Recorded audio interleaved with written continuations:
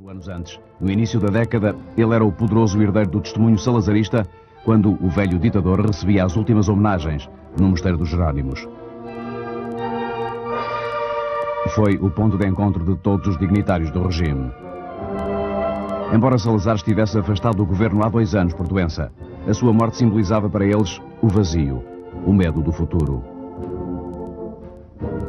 Ficaram politicamente órfãos, com um sistema obsoleto nas mãos. E contradições, e entra muito dólar, muita gente que dá lucro aos milhões. E diz o inteligente que acabaram as canções. Lá vai, vai, ararapa. Nesta praça da sua primavera, o regime debatia-se com a contestação externa e interna. Dizia o inteligente que acabavam as canções, isto é, Marcelo recuava na pretensa liberalização do regime. Marcelo Caetano era já um vencedor antecipado quando, em outubro, participava nas eleições legislativas. Liderava o único partido candidato, a Ação Nacional Popular. A CDE era o adversário concorrente, mas desistira queixando-se de falta de liberdade e de irregularidades eleitorais. Mas a contestação mantinha-se e crescia. Vinha, por exemplo, da imprensa, onde surgira, entretanto, o Semanário Expresso, um jornal conotado com setores liberais empenhados num alinhamento do regime por modelos europeus. Diferente era a contestação promovida pelos trabalhadores. Mesmo os menos politizados eram um capital de descontentamento porque sentiam o constante agravamento do custo de vida. À subida da inflação, o governo respondia com conversas em família. Boa noite. Vamos hoje conversar acerca do custo da vida. É um assunto que está a preocupar toda a gente e com muita razão. Constitui tema geral de conversas, assunto frequente de artigos de jornais, dá matéria para o teatro da revista e até fornece mote para gazetilhas humorísticas. Mas também alimenta especulação política e a agitação social. Não acompanhava o custo de vida. Uma onda de greves sacudia as zonas mais industrializadas do país, além do protesto estudantil. Quando, em fevereiro de 1974, a polícia assalta a Associação de Estudantes da Faculdade de Medicina, a televisão registra esse momento, na verdade, surpreendente. Inseguro, o regime descobria subversão organizada, onde havia apenas contestação dispersa. Nós recebemos uma denúncia telefónica que havia um código explosivo, não é verdade? É claro, a gente hoje tem que admitir essas coisas por todos os lados, não é? E em função disso, é que a gente montou rapidamente aqui, deslocou o pessoal rapidamente para aqui e viemos para aqui. Não é? Olha, isto é claro, encontra-se aqui papéis todos como este, olha, andar repressão à resistência, solidariedade com a luta dos estudantes e trabalhadores presos nas cadeias fascistas e outros papéis do género, não é? É claro, isto foi dado conhecimento logo ao seu reitor e ao seu diretor da faculdade, para que são os donos aqui e que estão presentes, né, e que assistiram a esta coisa. Há aqui material que é para o de estudo e, evidentemente, ao lado há estes, temos reunidos por uma associação de estudantes com fotografias de amotinados, depois temos fotografias da própria associação, etc. Portanto, eles utilizam pouco a maquinaria, os papéis, as tintas. A luta estudantil radicalizara-se, não só por razões diretamente respeitantes ao ensino, mas sobretudo pela permanente ameaça de mobilização para a guerra. Era aliás aí que o regime jogava o seu futuro. Por isso, toda a realidade nacional passava pelas colónias. A luta intensificava-se em Moçambique e na Guiné-Bissau. As mais críticas missões das patrulhas portuguesas não nos eram reveladas, mas chegavam de vez em quando algumas imagens do estrangeiro. Missões que as Forças Armadas pretendiam preservar da propaganda nacionalista às populações civis. Era uma prática considerada normal em qualquer guerra de guerrilha. A questão estava em saber quais os meios utilizados para atingir aquele fim.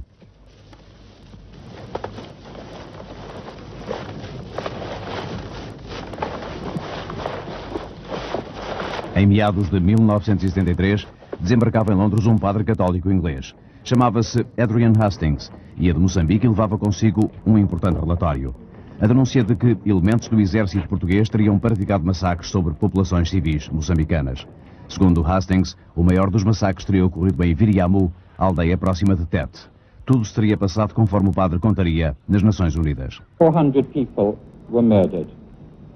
The majority were shot one by one. Some were pushed into huts. The huts were then set on fire or grenades thrown into them. Many of the children were kicked to death, their heads used as footballs. Some were hacked to death. O governo português reduzia as alegações dos padres de Moçambique a meras campanhas movidas pelos inimigos políticos.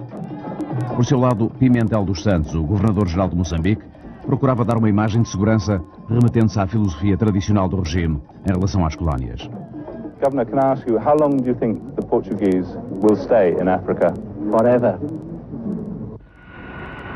Talvez Marcelo Caetano estivesse já convencido da verdade quando, pouco depois, desembarcava em Londres.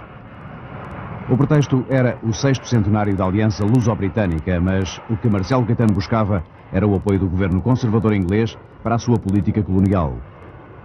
Com o incidente, com a denúncia internacional do regime português, esta viagem tornava-se particularmente embaraçosa para as autoridades britânicas, confrontadas com permanentes manifestações de hostilidade a Marcelo Caetano. Mas havia a guerra colonial que mobilizava grande parte da juventude, que abalava os alicerces sociais e que constituía o problema político fundamental do regime. Tinha começado nos anos 60, mas no início desta década o ritmo de partidas no Cais de Alcântara era tão intenso como no princípio. Numa época em que as relações coloniais estavam em completa extinção, o governo português continuava teimosamente a manter uma luta quixotesca contra os movimentos nacionalistas de Angola, Guiné-Bissau e Moçambique.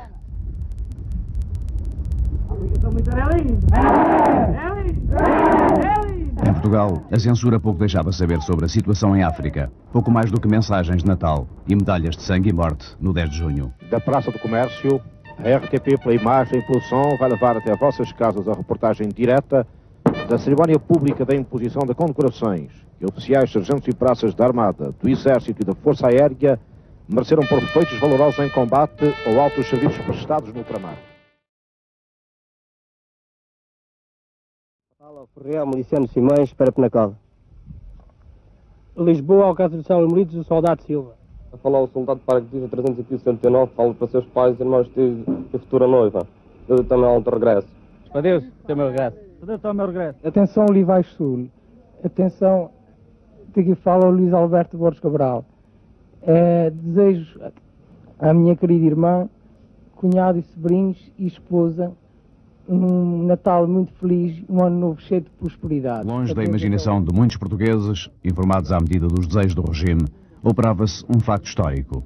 Depois deste texto ter sido aprovado por unanimidade, a primeira Assembleia Nacional da nossa história, exprimindo a vontade soberana do nosso povo, proclama solenemente o Estado da Guiné-Bissau. A independência unilateral da Guiné-Bissau foi imediatamente reconhecida por mais de metade do mundo e provava aquilo que o regime nunca admitira: zonas controladas pela guerrilha. Para Portugal, o isolamento era cada vez maior. Na Assembleia Geral da ONU, Rui Patrício fala para um auditório vazio. Ostensivamente, os delegados afro-asiáticos abandonaram a sala. The United Nations established a committee to study methods of combating terrorism. But certain parties promptly sought to use this opportunity in a political manner in order to enable them to combat more effectively acts of subversion directed against themselves, while at the same time to continue to foster terrorism whenever advantage could be gained from it. Under these circumstances, the possibility of attaining the objectives initially proposed by the committee was doomed from the outset. Perante si próprio e perante a situação internacional, até que ponto poderia o exército português continuar as guerras em África? Esta era a questão que muitos colocavam. Acontece que um deles era um general que granjeara o seu prestígio precisamente na guerra. No seu livro Portugal e o Futuro, António de Spínola defende que a solução para a guerra é política. Um mês depois, 100.000 exemplares espalham esta tese por todo o país. A partir de 22 de fevereiro, data da primeira edição, esgotada em 3 semanas, Portugal e o Futuro acelera o movimento dos capitães, já em marcha. A 16 de março, nas Caldas da Rainha, um balão de ensaio semeia esperanças e provoca desilusões. Uma coluna sai solitária em direção a Lisboa. É obrigada a recuar, mas o regime não tinha já condições para reagir em força, apesar das aparências. No entusiasmo com que os meios de informação de tantos países seguiram e avolumaram o triste episódio militar, que a irreflexão e talvez a ingenuidade de alguns oficiais lamentavelmente produziu há poucos dias nas Caldas. Ficou, através desses meios de informação, um mundo melhor informado do que se passa em Portugal? Há por aí frequentes queixumes de que não temos por cá uma informação completa. Nada, porém, do que de verdadeiro se passa e que ao público interessa, deixa de ser trazido ao conhecimento dele. Por mim, quis saber de nós, mas o mar não me traz tua voz. Terra da fraternidade, Grândola, Vila Morena. Um grupo de oficiais milicianos reuniu-se concretamente no meu quarto para ouvir a mensagem. A partir daí confirmámos com o capitão Salgueiro Maia que tudo estava a funcionar como previsto. A partir daí reunimos, cada um dos responsáveis, reunimos os pelotões respectivos, os homens da unidade, os soldados, dando-lhes a indicação de que o que se estava a passar, o que se pretendia fazer, algo, digamos, oposto àquilo que tinha acontecido. Reação. Qual é a primeira reação? A primeira reação, numa unidade em que as pessoas se sentiam humilhadas na própria cidade de Santarém, por terem, no 16 de março, tomado uma posição aparentemente contra os golpistas, se assim podemos dizer, naturalmente foi de grande alegria e as pessoas sentiam agora é que é.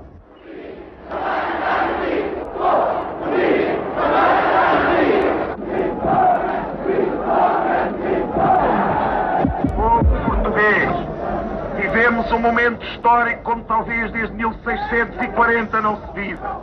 É a libertação da paz. Atenção, senhores espectadores. Muito boa tarde. A partir deste momento, o movimento das Forças Armadas controla totalmente a rede emissora da Rádio e Televisão Portuguesa. Na madrugada do dia 25 de abril, o movimento das Forças Armadas Portuguesas, no decurso de uma ação conjunta, estabeleceu o controle da situação política em todo o país, após ter ocupado diversos pontos estratégicos, nomeadamente os ministérios, estações de radiodifusão e radiotelevisão, aeroportos e fronteiras. O movimento, que está cumprindo com êxito a mais importante das missões cívicas dos últimos anos da nossa história, proclama à nação o seu propósito de a libertar de um regime que a oprime há longos anos e de levar a cabo, até à sua completa realização, um programa de salvação do país e de restituição das liberdades cívicas de que vem sendo privado.